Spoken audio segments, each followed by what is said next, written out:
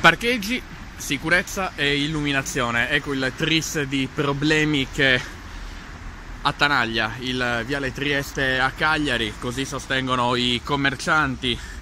tra quelli storici e quelli che da pochi anni hanno deciso di scommettere aprendo un'attività commerciale nella strada cagliaritana.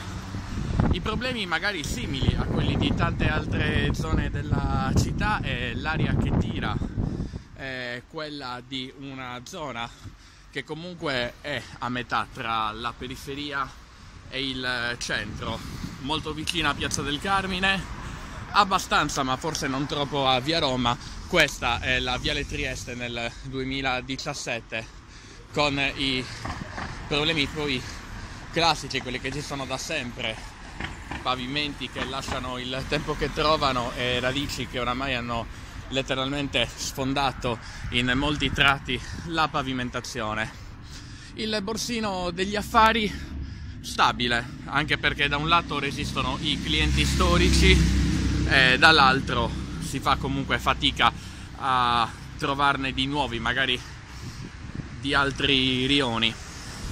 Il problema più sentito, volendo tirare le somme, è comunque quello della sicurezza, soprattutto dopo una certa ora. Ogni sera i commercianti dicono comunque di avere un po' di paura, chi può chiude prima e chi proprio non può dice di sperare che non capiti